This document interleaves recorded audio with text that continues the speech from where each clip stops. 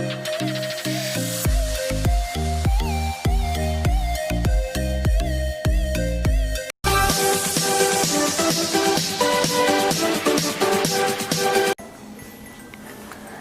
Friends, આજે આપણે બનાવીશું ઉત્તરાયણ સ્પેશિયલ મમરાના લાડુની રેસીપી। આ મમરાના લાડુ બાળકોથી લઈને મોટાના ખૂબ જ ફેવરેટ હોય છે અને આ મમરાના લાડુ ફક્ત 10 થી 15 મિનિટમાં બની જતા હોય છે। માર્કેટ કરતાં સસ્તા અને ઘરે ચોખ્ખા તૈયાર થાય છે। તો ચાલો જોઈ લઈએ કેવી રીતે બને છે મમરાના લાડુ। આ મમરાના લાડુ આપણે પરફેક્ટ માપ સાથે તૈયાર કરીશું। સૌપ્રથમ મમરાના લાડુ બનાવવા માટે મેં અહીં એક જાડા તળિયાવાળી કઢાઈ લીધેલી છે। તેમાં મેં 1 ચમચી જેટલું તેલ એડ કરેલું છે। તેલ એડ કરવાથી આ મમરાના લાડુમાં ખૂબ સારી શાઇન આવશે। આપણે હવે તેમાં 1 કપ જેટલો ગોળ એડ કરીશું। મેં અહીં દેશી ગોળ લીધેલો છે, જેથી મમરાના લાડુનો કલર એકદમ સરસ આવે। તમારી પાસે જો દેશી ગોળ ન હોય તો તમે કોલ્હાપુરી અથવા તમે જે ઘરમાં યુઝ કરતા હોય તે ગોળ લઈ શકો છો। અહીં આપણે ગેસની ફ્લેમ મીડિયમ રાખીશું અને એક પાયો તૈયાર કરી લઈશું। આપણે તેને સતત ચલાવતા રહીશું। 1 કપ ગોળની સામે અહીં આપણે 3 કપ જેટલા મમરા લેવાના છે।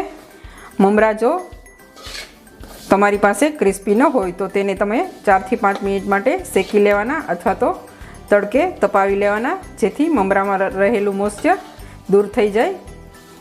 આપણે એકદમ સરસ પાયો તૈયાર કરીશું। અહીં ગોળનો કલર થોડો ચેન્જ થઈ ગયો છે। આપણે આ ગોળનો પાયો તૈયાર થયો છે કે નહીં તે ચેક કરીશું। સૌપ્રથમ એક નાની વાટકીમાં પાણી લઈશું અને આ રીતે એક ડ્રોપ્સ મૂકીશું, તેને રહેવા દઈશું। તમે જોઈ શકો છો આપણો આ પાયો એકદમ સરસ તૈયાર થઈ ગયો છે। આપણે અહીં ગેસની ફ્લેમ બંધ કરી દઈશું અને મમરા એડ કરીશું। આ રીતે બબલ્સ થવા લાગે તો સમજી લેવાનું કે તમારો આ પાયો એકદમ સરસ પરફેક્ટ તૈયાર થઈ ગયો છે। આપણે અહીં મમરા એડ કરતા જઈશું।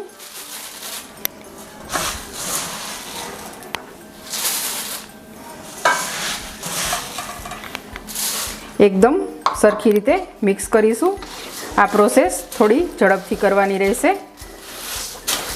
ગેસની ફ્લેમ અહીં આપણે બંધ કરી દીધેલી છે।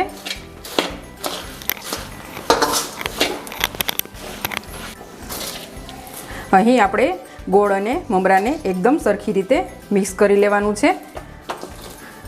ત્યાર પછી આપણે પાણીવાળો હાથ કરી અને આપણે આ લાડુ તૈયાર કરીશું। પહેલાં મમરા એકદમ સરસ ગોળમાં કોટ થવા જોઈએ તે રીતે મિક્સ કરીશું। તમે જોઈ શકો છો આ મમરામાં થોડા થોડા તાર પણ બનવા લાગ્યા છે। તેનો અર્થ એમ કે આપણો આ પાયો એકદમ સરસ પરફેક્ટ તૈયાર થયો છે।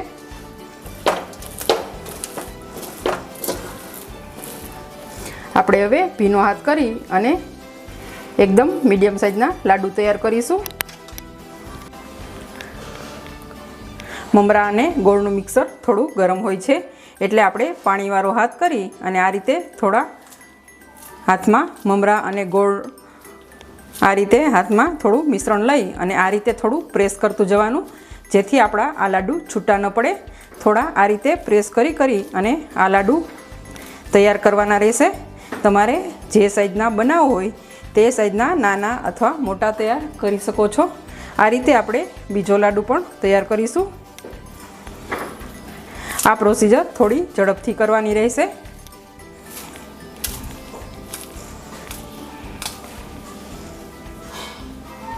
લાસ્ટમાં જે તળિયે મિશ્રણ વધેલું છે તો ફરીથી આપણે અહીં ગેસ ચાલુ કરી લેવાનો। આ એક તમારા માટે ટિપ્સ છે, કેમ કે આ તળિયે જામી ગયેલું હોય છે। મેં અહીં ફરીથી ગેસ ચાલુ કરી દીધેલો છે। ફરીથી આ મમરા તમે જોઈ શકો છો મિક્સ થઈ ગયા છે અને તળિયે બિલકુલ મિશ્રણ રહેલું નથી। આ રીતે બધા ઉખડી જાય છે। અહીં આપણે ગેસની ફ્લેમ બંધ કરી દઈશું અને ફરીથી મમરાના લાડુ તૈયાર કરીશું। તો તમે પણ આ રીતે થોડું થોડું ધ્યાન રાખીને બનાવશો તો આ રીતે તમારા મમરાના લાડુ પણ ખૂબ જ સરસ તૈયાર થશે. આ રીતે કરવાથી આપણું જે મિશ્રણ હોય છે તે વેસ્ટ જતું નથી અને બધા મમરાના લાડુ તૈયાર થાય છે. તમે જોઈ શકો છો જરા પણ મિશ્રણ બચેલું નથી, એકદમ સરસ સાફ થઈ ગયું છે. મેં અહીં બધા મમરાના લાડુ તૈયાર કરી લીધા છે. આપણે તેને એક સર્વિંગ પ્લેટમાં કાઢી લઈશું. અહીં આપણા મમરાના લાડુ બનીને તૈયાર થઈ ગયા છે. ફક્ત 10 થી 15 મિનિટમાં આપણા આ લાડુ બનીને તૈયાર થઈ ગયા. અહીં આપણે ગોળનો જે પાઈ લીધેલી તેમાં તેલ એડ કરવાથી આ મમરામાં ખૂબ સારી શાઇન આવી છે.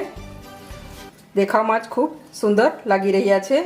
તો તમે આ મારી રેસીપી એક વખત જરૂરથી ટ્રાય કરશો. આ ઉત્તરાયણ સ્પેશિયલ રેસીપી છે. તમને જો અમારી મમરાના લાડુની રેસીપી સારી લાગે તો લાઈક કરજો, શેર કરજો અને મારી ચેનલને હજુ સુધી સબસ્ક્રાઈબ ન કરી હોય તો સબસ્ક્રાઈબ કરવાનું બિલકુલ ના ભૂલતા. બેલ આઇકનને જરૂરથી પ્રેસ કરજો જેથી મારી નવી રેસીપી તમને સૌથી પહેલાં જોવા મળે. તો તૈયાર છે આપણા ઉત્તરાયણ સ્પેશિયલ મમરાના લાડુ.